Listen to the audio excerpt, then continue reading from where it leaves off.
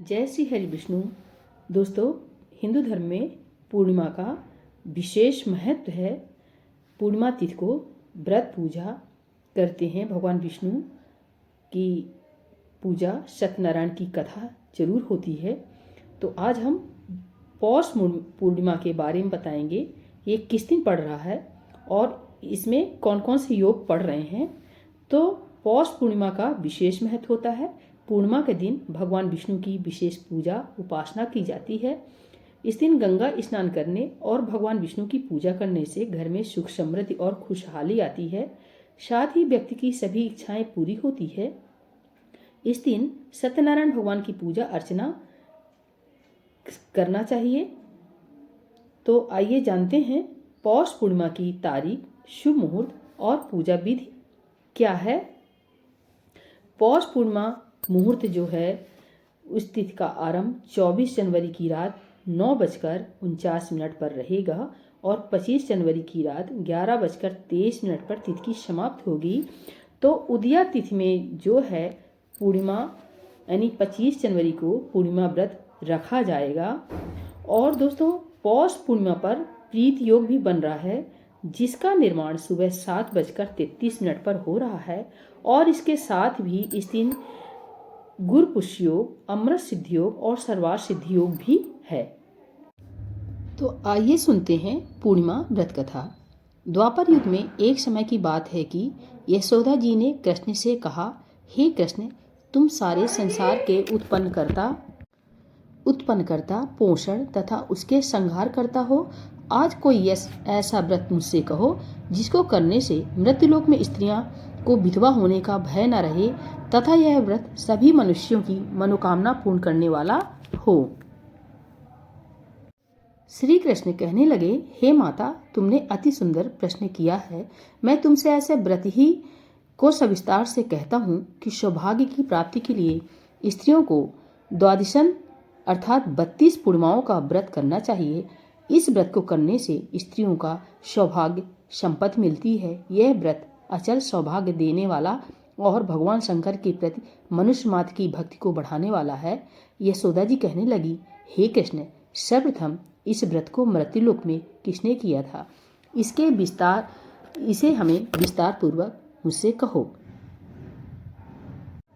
श्री कृष्ण जी कहने लगे कि इस भूमंडल पर एक अत्यंत प्रसिद्ध राजा चंद्रहास से पालित अनेक प्रकार के रत्नों से परिपूर्ण कातिका नाम की एक नगरी थी। वहाँ धनेश्वर नाम का एक ब्राह्मण था और इसकी स्त्री अति सुशील रूपवती थी। दोनों ही उस नगरी में बड़े प्रेम के साथ रहते थे। घर में धन धान आदि की कोई कमी नहीं थी। उनको एक बड़ा दुख था, उनके कोई संतान नहीं थी, जिस वजह से वह बहुत दुखी रहते थे।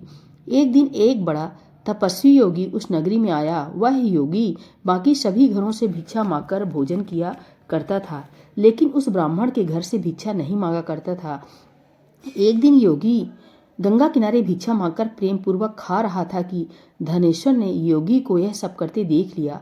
यह सब कार्य किसी प्रकार से देख लिया। अपनी भिक्षा अनादर से दुखी होकर धनेश्वर योगी से बोले, और सभी घरों से भिक्षा लेते हैं, परंतु मेरे घर की भिक्षा आप कभी भी नहीं लेते, इसका कारण क्या है। योगी कहने लगा कि आपके धर्म हमें इस बात की आज्ञा नहीं देता, क्योंकि अभी आप गृहस्थ जीवन में एक सुख से वंचित हैं।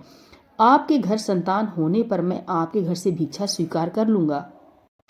उन्होंने कहा कि जिसे संतान नहीं है उसके घर से भिक्षा लेने से मेरे भी पतित हो जाने का भय है। धनेश्वर यह बात सुनकर दुखी हुआ और हाथ जोड़कर योगी के पैरों पर गिर पड़ा तथा दुखी मन से कहने लगा कि आप मुझे संतान प्राप्ति के उपाय बताइए। आप सर्वज्ञ हैं, मुझ पर अवश्य यह कृपा कीजिए। धन की मेरे घर में कोई कमी नहीं है, लेकिन मैं संतान न होने के कारण अत्यंत दुखी हूँ। आप मेरे इस दुख का हरण कीजिए। यह सुनकर योगी कहने लगे, तुम चंडी की आराधना करो। घर पहुंचकर उन्होंने यह सारी बात अपनी पत्नी को बताई और खुद वन में चला गया। वन में पहुंचकर उसने चंडी की आराधना की और उपवास किया। चंडी ने 16 दिन उसको सपने में दर्शन दिए और कहा कि हे धनेश्वर, जा, तेरे पुत्र होगा, लेकिन उसकी आयु सिर्फ 16 वर्ष होगी। 16 वर्ष की आयु में ही उसकी मृत्यु हो जाएगी। अगर तुम दोनों स्त्री और पुरुष 32 पूर्णिमाओं को व्रत करोगे तो वह दीर्घायु हो जाएगा। जितनी तुम्हारी सामर्थ्य हो उतने आटे के दिए जलाकर शिव जी का पूजन करना, लेकिन पूर्णमासी 32 ही होनी चाहिए। सुबह होते ही तुम्हें उस स्थान के पास एक आम का पेड़ दिखाई देगा। उस पर चढ़कर एक फल तोड़कर अपने घर चले जाना। अपनी स्त्री को इस बारे में ना बताना। सुबह स्वच्छ होने के बाद वह स्वच्छ होकर शंकर जी का ध्यान करके उस फल को खा ले, तब भगवान शंकर की कृपा से उसको गर्भ हो जाएगा। जब ब्राह्मण सुबह उठा तो उसे उस स्थान पर आम का पेड़ दिखाई दिया और वह उससे फल तोड़ने के लिए चढ़ा। वह पेड़ पर चढ़ नहीं पा रहा था। यह देखकर उसे बड़ी चिंता हुई। उसने भगवान गणेश की उपासना की और कहा, हे दयानिधि, अपने भक्तों के विघ्नों का नाश करके उनके मंगल कार्य को करने वाले, दुष्ट का नाश करने वाले, रिद्धि सिद्धि देने वाले, आप मुझे इतना बल दें कि मैं अपनी मनोकामना पूरी कर सकूं। उसके बाद वह पेड़ से फल तोड़कर अपनी पत्नी के पास पहुंचा। उसकी पत्नी ने अपने पति के कहे अनुसार इस फल को खा लिया और वह गर्भवती हो गई। देवी की कृपा से उसे बहुत सुंदर पुत्र पैदा हुआ। उसका नाम उन्होंने देवीदास रखा। माता पिता के हर्ष और शोक के साथ पुत्र बढ़ने लगा। भगवान की कृपा से बालक बहुत ही सुंदर था, सुशील और पढ़ाई लिखाई में बहुत ही निपुण था। दुर्गा जी के कथनानुसार उसकी माता से 32 पूर्णमासी का व्रत रखा। जैसे ही 16वां वर्ष लगा, दोनों पति पत्नी बहुत दुखी हुए, कहीं उनके पुत्र की मृत्यु न हो जाए। उन्होंने सोचा कि अगर उनके सामने यह सब हुआ तो वह देख कैसे पाएंगे। तभी उन्होंने देवीदास के मामा को बुलाया और 1 वर्ष के लिए देवीदास को काशी में पढ़ने के लिए भेज दिया। 1 वर्ष के बाद उसे वापस लेकर आ जाना। देवीदास अपने मामा के साथ एक घोड़े पर सवार होकर चल दिया। उसके मामा को भी यह बात पता नहीं था।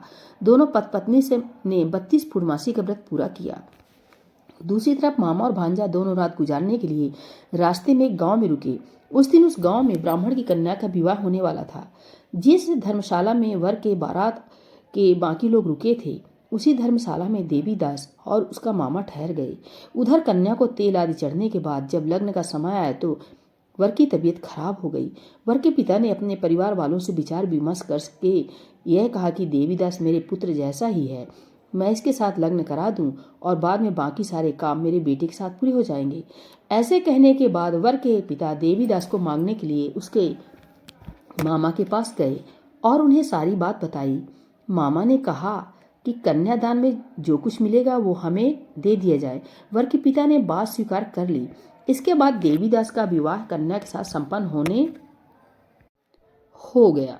इसके बाद वह अपनी पत्नी के साथ भोजन ना कर सका और मन में विचार करने लगा कि ना जाने यह किसकी पत्नी होगी।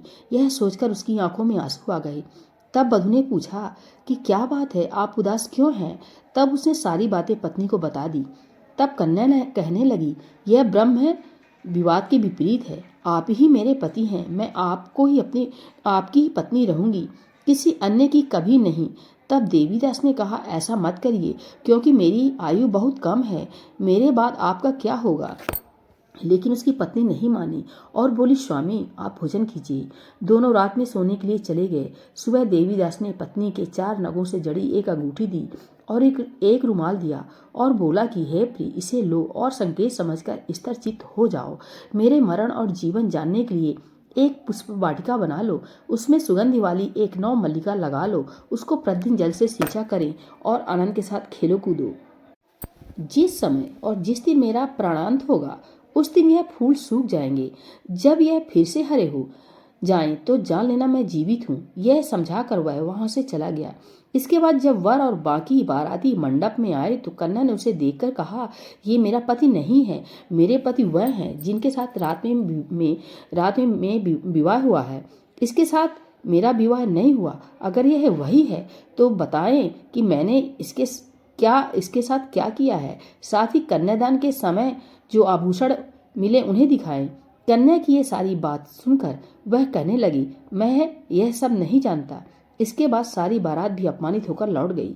भगवान कृष्ण बोले, हे माता, इस प्रकार देवीदास काशी चला गया। कुछ समय जब बीत गया तो एक सर्प उसको डसने के लिए वहां आया, लेकिन वह उसको काट नहीं पाया, क्योंकि उसकी माता ने पहले ही 32 पूर्णिमा का व्रत कर लिया था। इसके बाद खुद काल वहां पहुंचा। भगवान की कृपा से तभी वहां माता पार्वती और भगवान गणेश आ गए। देवीदास को मूर्छित दशा में देखकर माता पार्वती ने भगवान शिव से प्रार्थना की कि हे महाराज, इस बालक की माता ने पहले ही 32 पूर्णिमा के व्रत कर लिए हैं, आप इसको प्राण दे। भगवान शिव ने माता पार्वती के कहने पर उसे प्राणदान दे दिया। उधर उसकी पत्नी उसके काल की प्रतीक्षा कर रही थी। उसकी पत्नी ने जाकर देखा कि पुष्प और पत्र दोनों ही नहीं है, तो उसको बहुत आश्चर्य हुआ। और जब उसने देखा कि पुष्प वाटिका फिर से हरी हो गई है, तो वह समझ गई कि उसका पति जिंदा हो गया है। उसके बाद वह बहुत ही प्रसन्न होकर अपने पिता से कहने लगी कि मेरे पति जीवित हैं, उनको ढूंढिए। जब 16वां वर्ष व्यतीत हो गया तो देवीदास भी अपने मामा के साथ काशी चल दिया।